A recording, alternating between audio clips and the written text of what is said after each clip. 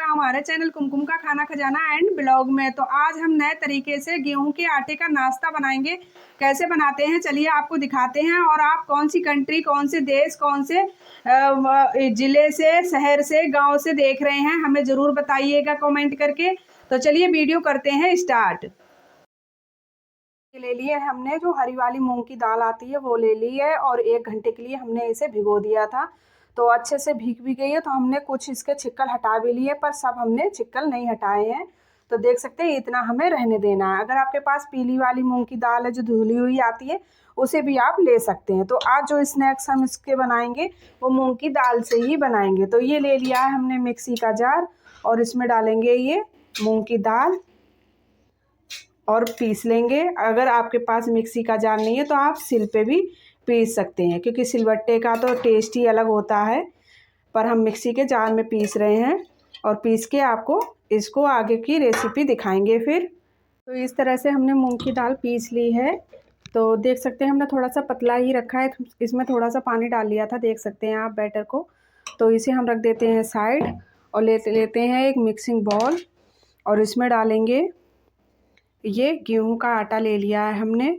तो गेहूं का आटा हमें 2 बॉल चाहिए। इस तरह से आप अपने हिसाब से देख लीजिएगा किस हिसाब से आपको चाहिए। और अब इसके साथ ही अब हम इसमें डालेंगे देसी घी, अच्छी मात्रा में डालेंगे। इससे थोड़ा सा हमारे ये जो स्नैक्स हम बना रहे हैं क्रिस्पी बनेंगे। तो 5 चम्मच हमने डाल दिए हैं और इसके साथ ही डालेंगे इसमें अजवाइन। तो हाथों से इस तरह से क्रश कर लेते हैं और इसमें डाल देते हैं। अब इसके साथ ही डालेंगे इसमें नमक। तो स्वाद के अकॉर्डिंग नमक डालेंगे। थोड़ी सी डालेंगे लाल मिर्च, थोड़ी सी डालेंगे हल्दी कलर के लिए और अच्छे से मिक्स कर लेंगे। और सबको अच्छे से मिक्स कर लेना है इस तरह से। तो इस तरह से हमने खूब अच्छे से मिक्स कर लिया है और आप देख सकते हैं इस तरह से मुट्ठी बन रही है। तो इसी तरह से हमें इसमें जो भी हम ऑयल डालेंगे इसमें उसी हिसाब से डालना है कि हमारी मुट्ठी बंध जानी चाहिए। तो अब हम क्या करेंगे, इसमें जो हमने मूंग की दाल पीसी है इसको थोड़ा थोड़ा करके इस तरह से डालेंगे। और हम अलग से पानी नहीं डालेंगे क्योंकि मूंग की दाल हमने उसी हिसाब से रखी है और उसी हिसाब से हमने आटा रखा है, ताकि हमें अलग से पानी ना डालना पड़े। तो इसका एक डो तैयार कर लेते हैं। तो डो हमने इस तरह से तैयार कर लिया है। डो हमें सख्ती लगाना है इसका, तो इस तरह से। और थोड़ा सा हम इसे अब रेस्ट पे रख देते हैं 5 मिनट के लिए। तो डो में एक अलग से ही चिकनाहट आ जाती है, उसके बाद ही हम आपको दिखाते हैं। 5 मिनट हो गए हैं, आटा को देख लेते हैं। और इसमें क्या करेंगे, थोड़ा सा तेल डालेंगे इस तरह से, ताकि थोड़ा सा और चिकना हो जाए। और इस तरह से हाथ से थोड़ा सा मल लेंगे इस तरह से। तो चिकना अच्छे से हमने गूंथ के अच्छे से चिकना कर लिया है, देख सकते हैं आप। तो हम क्या करेंगे, थोड़ी सी इसका आटा तोड़ेंगे इस तरह से, इस तरह से। और बाकी ढक के रख देंगे। और इस पे थोड़ा सा और इस तरह से करके इस तरह से हमने बेल ली है। और अब हम क्या करेंगे, एक नाइफ ले लेते हैं और उससे इस तरह से पतले पतले से, जैसे हम सेम वगैरह बनाते हैं उस तरह से हम कट करेंगे इस तरह से, इस तरह से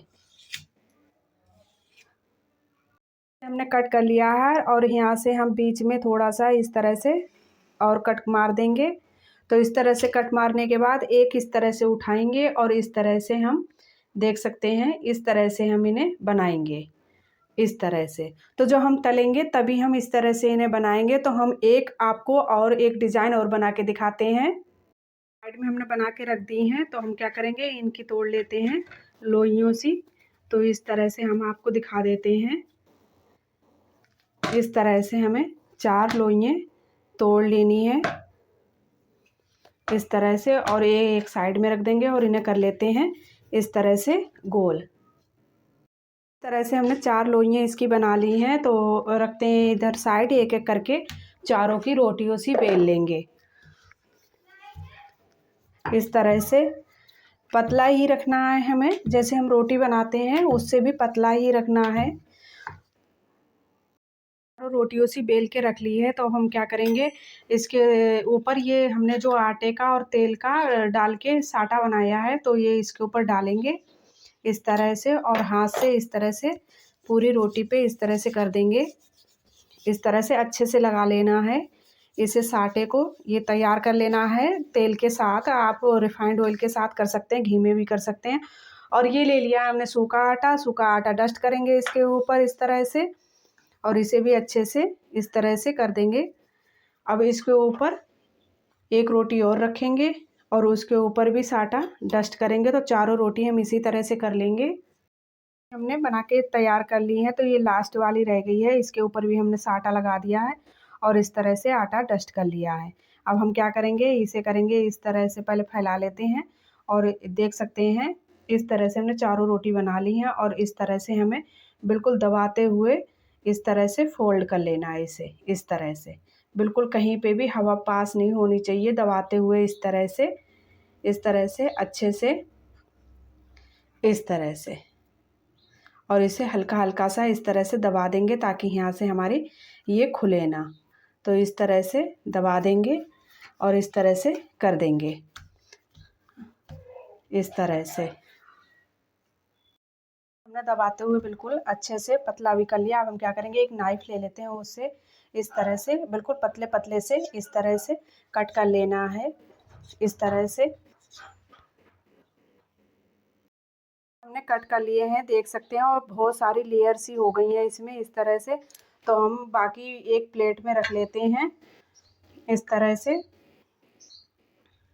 और उठा लेते हैं एक, और इस तरह से हम इसे बेल लेंगे, इस तरह से बेल लेंगे। अब हमें क्या करना है, इसमें एक साइड में इस तरह से साटा लगाना है इस तरह से, और थोड़ा सा आटा डस्ट कर देना है, और इधर से उठाएंगे और इधर से इस तरह से चिपका देंगे। तो लेयर देख सकते हैं आप कितनी सारी हो रही हैं इस तरह से। और फिर से एक साइड में साटा लगाएंगे इस तरह से, और थोड़ा सा आटा डस्ट करेंगे, और इस इधर से उठाएंगे और इधर से इस तरह से चिपका देंगे इस तरह से, जैसे एक समोसे का आकार नहीं होता है उस तरह से। और अच्छे से दबाते हुए इस तरह से हम तैयार कर लेंगे। तो बाकी भी हम इस तरह से ही बना लेते हैं। हमने बना के रेडी कर लिया है, बिल्कुल समोसे का आकार है और बहुत सारी लेयर में है। तो अब हम चलते हैं अपनी गैस की तरफ और इन्हें करते हैं फ्राई। दोनों तरह के जो हमने बनाए हैं उन्हें दोनों को ही करेंगे फ्राई। तो चलिए आपको दिखाते हैं। कढ़ाई हमने रख दी है गैस पे और गर्म भी हो गई है, और मीडियम हमने आंच रखी है। तो ये जो हमने समोसे के आकार के बनाए हैं इन्हें हम डाल देते हैं। तो जितने हमारी कढ़ाई में आएंगे उतने हम डाल देंगे और इन्हें अच्छे से क्रिस्पी होने तक फ्राई करेंगे। तो इस तरह से हम डाल लेते हैं। बहुत मतलब आप इसे स्टोर भी कर सकते हैं, ऐसा नाश्ता है ये, बिल्कुल ख़राब नहीं होने का। और बच्चे बहुत शौक से खाएंगे क्योंकि मूंग की दाल का है। तो इस तरह से हम डाल देते हैं और इसे क्रिस्पी होने तक उलटते पलटते सेक लेंगे। तो देख सकते हैं कितने सारे बबल्स आ गए हैं। तो बबल्स कम हो जाएंगे तब इसका कलर हल्का सा दिखेगा, तब तक हम इन्हें सिकने देते हैं। ऐसे ही कलर दिखाई दे रहा है, देख सकते हैं आप। तो इन्हें पलट देते हैं इस तरह से। तो क्योंकि इसमें कोई ज़्यादा खर्चे की ज़रूरत नहीं है ये, क्योंकि गेहूं के आटे से हमने बनाए हैं और ये नुकसान भी नहीं करेंगे। अगर आप चाहें तो मैदे से भी बना सकते हैं, पर हमने गेहूं के आटे से बनाए हैं और अच्छे से बहुत ज़्यादा अच्छे टेस्टी लगते हैं, हेल्दी भी हैं टेस्टी के साथ साथ। सुबह शाम की चाय के साथ भी आप इन्हें खा सकते हैं। ये फ्राई हो चुके हैं, तो इसी स्टेज पे हम इन्हें निकाल लेते हैं। और बाकी भी जो स्नैक्स हैं, दूसरे वाले जो स्नैक्स हमने बनाए हैं इसमें के तो हम बाद में अब फ्राई करेंगे, पर दूसरे वाले जो स्नैक्स हमने पहले बनाए थे उन्हें हम फ्राई करके आपको दिखाते हैं। तो ये वाले स्नैक्स ले लेते हैं और हमें क्या करना है, एक एक करके उठाने हैं और इस तरह से देख सकते हैं, इस तरह से पकड़ने हैं और इस तरह से देख सकते हैं, इस तरह से घुमाने हैं। दोनों हाथों से इस तरह से घुमाना है और इसमें कढ़ाई में डाल देना है। तो एक एक करके थोड़ा टाइम तो लगता है, पर जब हम अलग सा नाश्ता बनाते हैं ना तो टेस्टी भी और देखने में बहुत अच्छा लगता है। तो इस तरह से हम इसे घुमाते हुए और इसमें डाल देंगे। तो बाकी भी सब हम इसी तरह से राउंड राउंड घुमा के इसी तरह से बना लेते हैं। भी अच्छे से क्रिस्पी देख सकते हैं, इस तरह से हमारे बनके रेडी हो गए हैं। तो इन्हें भी हम निकाल लेते हैं और बाकी भी हमारे जो स्नैक्स हैं उन्हें भी हम फ्राई इसी तरह से कर लेंगे, उसके बाद हम आपको दिखाते हैं। हमने दोनों तरह के स्नैक्स बना के रेडी कर लिए हैं और बहुत टेस्टी लगते हैं। स्टोर करके भी आप खा सकते हैं, चाय के साथ भी, सुबह शाम की चाय के साथ बच्चे तो बहुत शौक से खाएंगे। जैसे हम मटरी वगैरह बनाते हैं उसी के जैसे इसका टेस्ट तो बहुत अलग है, क्योंकि मूंग की दाल के हैं बने हुए।